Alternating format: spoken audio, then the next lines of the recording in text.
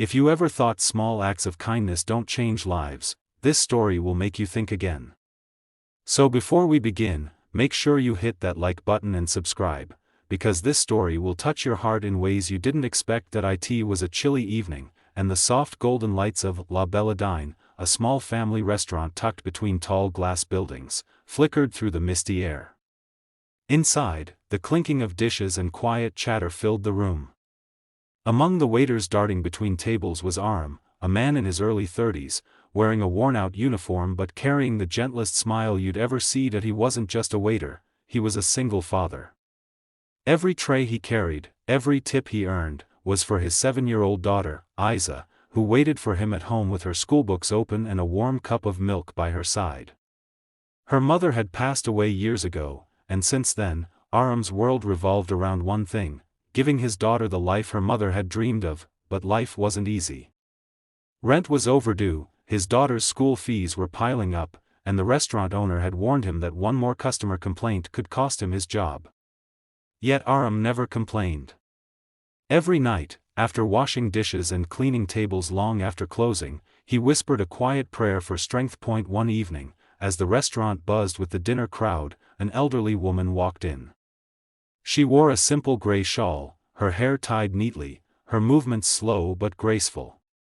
She smiled kindly as she looked for a seat, but before she could ask, 2 sharply dressed men approached her near the entrance. "Madam, you remember us, right?" one of them said smoothly. "We're from the charity organization you supported.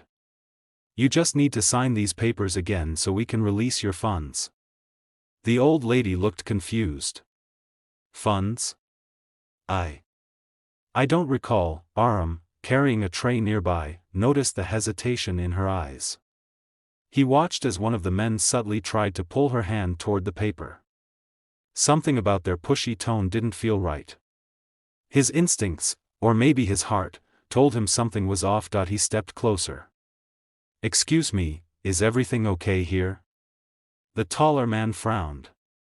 "Mind your business, waiter. This doesn't concern you."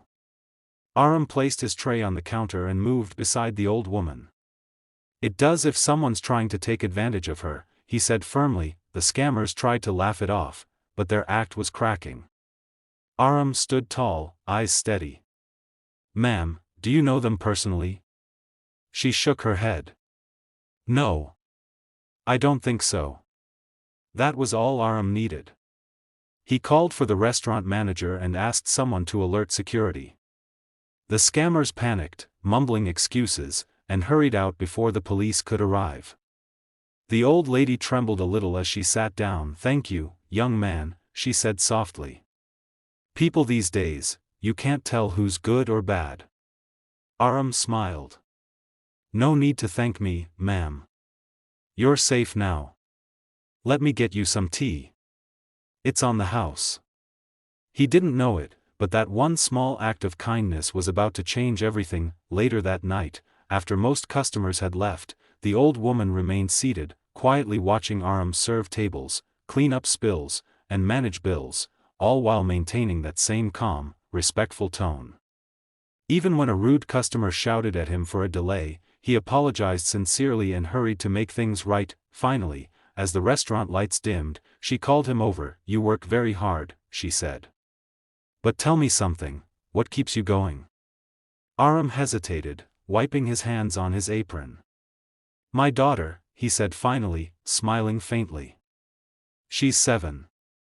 Her mom passed away when she was little. I just want her to have a good life, better than mine." The woman's eyes softened. "And what does she want to be?" "A doctor," he said proudly. "She says she wants to help people who can't afford treatment. I don't know if I can afford her dream, but I'll keep trying." The old woman smiled, but she didn't reveal who she was. She simply said, "Never stop doing good, son. It comes back in ways you least expect." And with that, she left, quietly, unnoticed. A week later, Arham was summoned by the restaurant owner. His heart raced, he feared the worst. Maybe someone had complained again. Maybe he was being fired, but when he entered the office, he froze. Sitting across the table was the same elderly woman, now dressed elegantly, with a bodyguard standing near the door. The owner was almost trembling as he said, "Arham, meet Mrs. Syra Malik, the CEO of Malik Group of Companies." Arham blinked. "CEO?" She smiled warmly. "Yes, dear. That day, you stood up for me without knowing who I was. People like you are rare." She slid an envelope across the table. "Inside this is a scholarship fund for your daughter, fully paid education, all the way through medical school." Arham's hands shook as he opened the envelope. Tears welled up in his eyes. "Ma'am. I don't know what to say."